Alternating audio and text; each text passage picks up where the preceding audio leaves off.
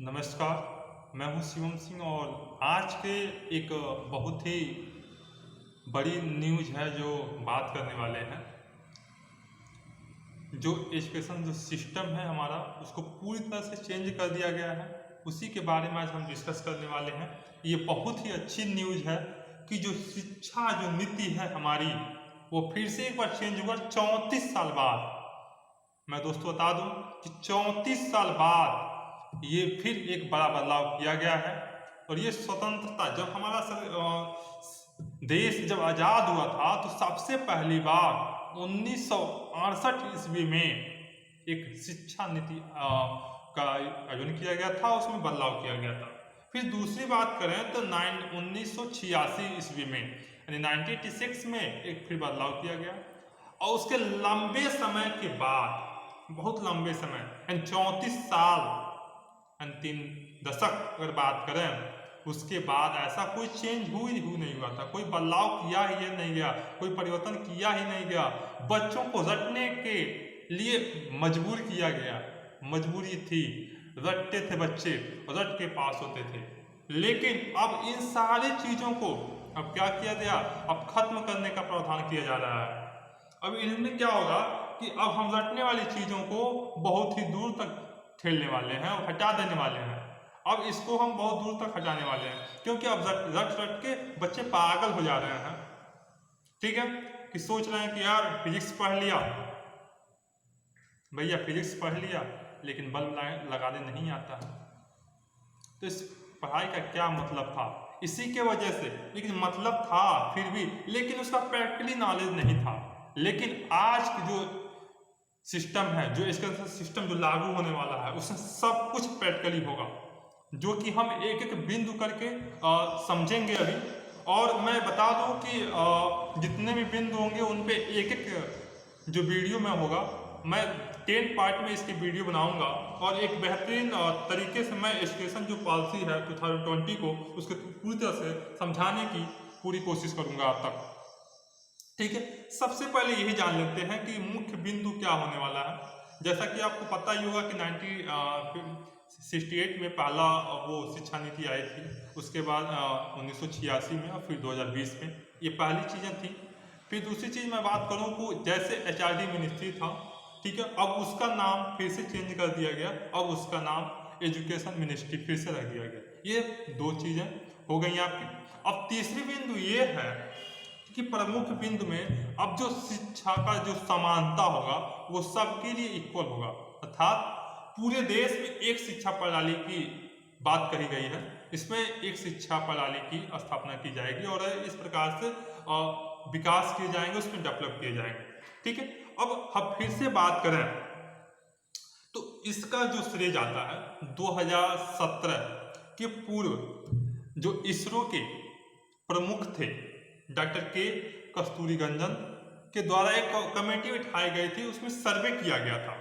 ठीक है, उस सर्वे में मैं बता दूं कि 25 and 2.5 lakh gram panchayat, 6600 block और 676 जिलों में ये प्रक्रिया अपनाई गई थी और इसको चेंज करने के लिए पूरी तरह से सुझाव लिया गया है। ऐसा नहीं है कि बस HRD मिनिस्ट्री के द्वारा ही ऐसा निर्णय लिया गया है, ये पूरी रिसर्च करने के बाद ये निर्णय लिया गया। अब उसके बाद फिर बात करें, जैसे पहले होता था कि जो एजुकेशन शिक्षा थी उस पर 4 कुछ % अगर बात करें कि GDP का हम शिक्षा पे खर्च करते थे, एक्सपेंस करते थे, अब उसको बढ़ा के 6% कर दिया गया है। एंड GDP का 6% अब केवल शिक्षा पे हम खर्च करेंगे और शिक्षा को इतना डेवलप किया जाएगा कि नया इन्वेंशन हो और नए प्रकार की चीजें हों। और इंडिया में ऐसा होना भी चाहिए, क्योंकि नए नए प्रकार के इन्वेंशन होंगे तो नई नई चीजें, तकनीकी आएंगी, जिससे देश का और जो विकासशील है और तेज विकसित होने के रूप में उभरेगा। फिर एक बात करें, जो भी ये सिस्टम है, अब सबसे पहले ये जानने की कोशिश करेंगे कि सबसे पहले हम जानने की कोशिश यही करेंगे, ठीक है, कि जो प्रारंभिक शिक्षा उसके बारे में हम डिस्कस करने वाले हैं। प्रारंभिक शिक्षा के बारे में, प्रारंभिक शिक्षा का मतलब ये होता है कि जो हम स्टार्टिंग करते हैं, अर्थात अब जैसे 10+2 जो सिस्टम था अब उसको पूरी तरह से हटा दिया जाएगा। अब वो सिस्टम के जगह हम 5+3+3+4 लाएंगे, यानी 5+3+3+4। अब ये पद्धति लागू होगा। चलिए थोड़ा सा हम समझते हैं। जैसा कि पता है कि हम इसके बारे में एक एक पॉइंट का एक एक वीडियो बनाएंगे, लेकिन इसको थोड़ा सा हम समझाते हैं आपको। जैसे 0 से लेकर 3 साल के जो बच्चे होंगे उनका पालन पोषण और जो भी होगा उनको क्या किया जाएगा, उनके घर वाले, उनकी फैमिली, उनके पेरेंट्स करेंगे। लेकिन जो 3 साल से लेकर 8 साल यानी 5 साल जो ऐड किया जा रहा है, 8 साल तक के 2 भागों में इसको बांट दिया गया। पहली चीज है कि जो 3 से लेकर 6 साल के बच्चे हों उनको आंगनबाड़ी जैसी सुविधाओं से, जो एजुकेशन से है, प्ले वे है, उन सारी चीज़ों से उनसे अवगत कराया जाएगा। ठीक है, उनको थोड़ा सा बोलने की कोशिश की जाएगी कि वो अपनी भाषा को सीख सकें। इस प्रकार की व्यवस्थाएं अच्छे तरह से की जाएंगी।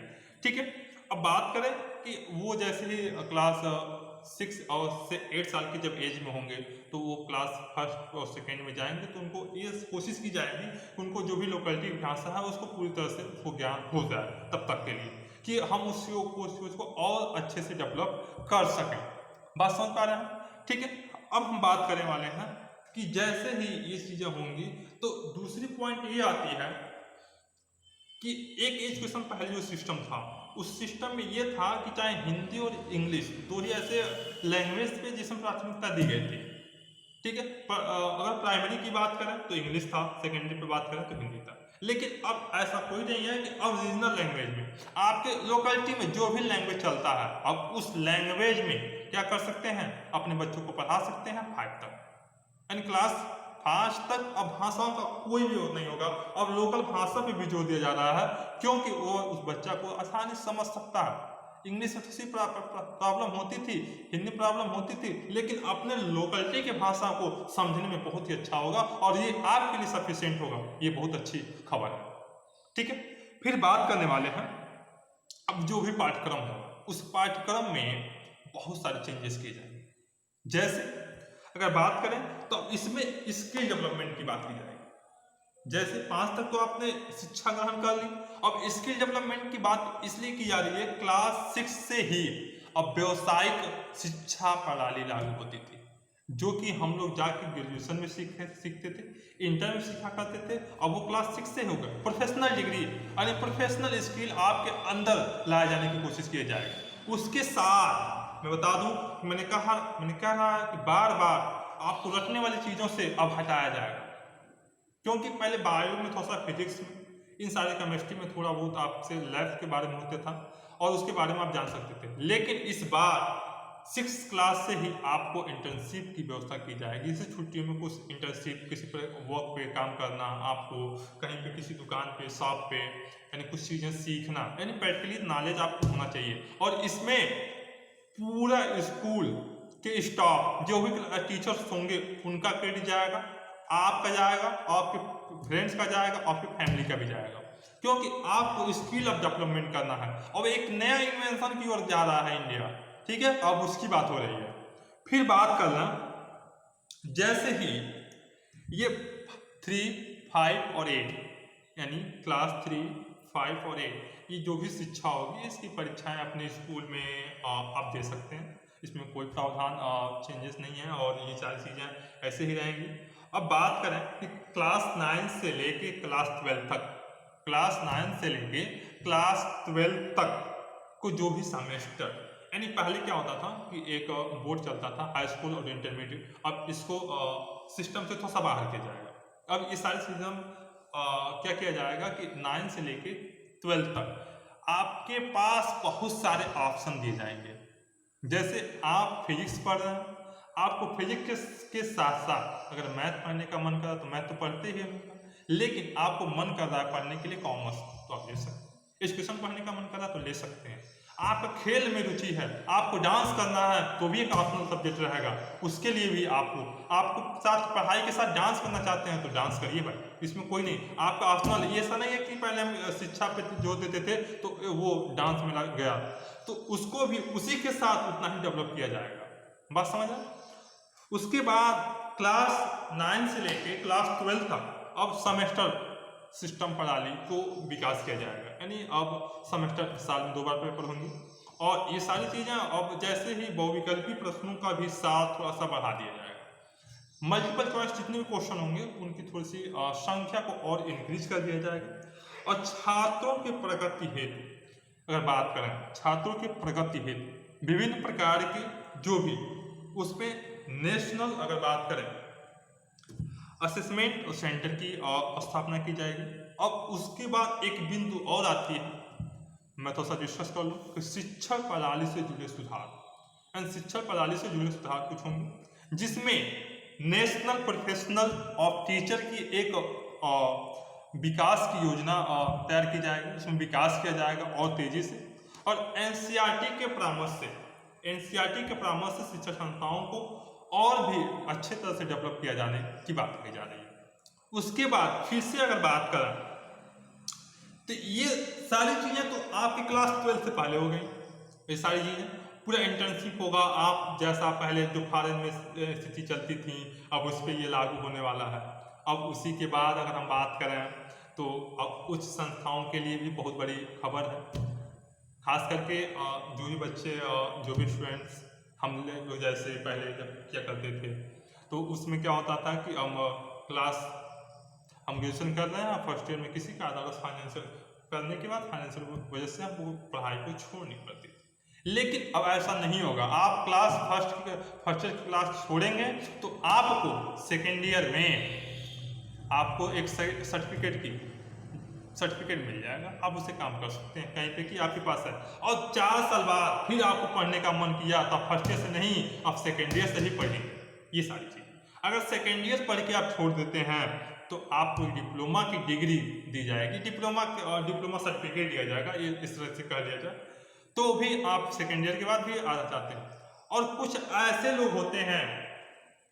लोग होते हैं जिनको नौकरी चाहिए, भाई मुझे यूपीएससी करना है तो भाई डिग्री की आवश्यकता होगी, बैचलर डिग्री, तो वो कहेंगे कि आप 3 साल में डिग्री ले लीजिए, अब इसके बाद आपको पढ़ने तो है नहीं, हायर एजुकेशन जाना नहीं है, शोध करना नहीं है, तो आप क्या करिए कि आप ये डिग्री लीजिए, अपना जॉब की प्रिपरेशन करिए और जॉब लीजिए। लेकिन जो बच्चे रिसर्च करना चाहते हैं, आगे की हायर एजुकेशन की पढ़ाई करना चाहते हैं, उनके लिए ये डिग्री 4 साल बाद मिलेगी, यानी चौथे साल वो पूरा रिसर्च ओरिएंटल कोर्स होगा जिसमें रिसर्च के संबंधित सारी चीज़ों को पढ़ाया जाएगा और वो डिग्री आपको 4 साल में दी जाएगी। उसके बाद आप रिसर्च भी कर सकते हैं। और सरकार का ये भी मानना है कि जो भी हायर एजुकेशन है उसको 26.3 एंड 2018 के जो आकलन किया गया था उसमें 26.3% हायर एजुकेशन करते थे और उसको 2035 तक उसको 50% किए जाने का प्रावधान किया गया है।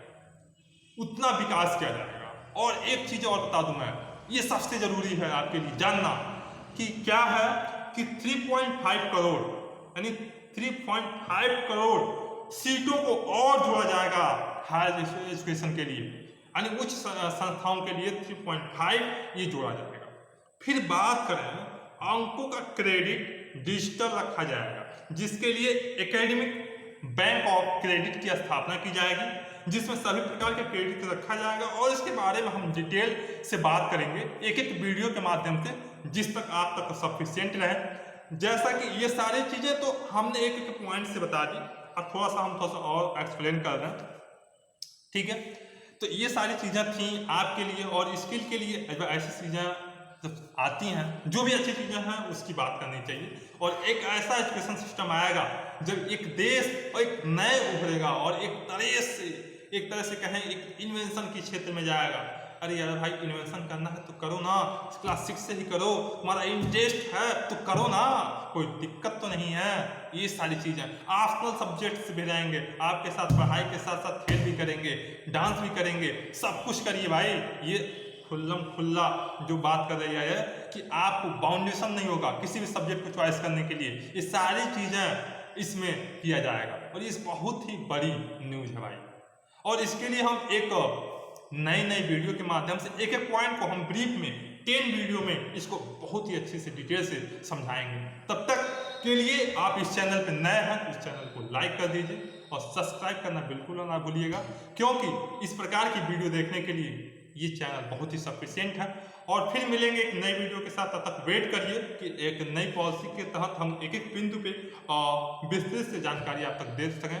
तब तक के लिए बाय बाय, फिर मिलेंगे नई video. Thank you for watching this video.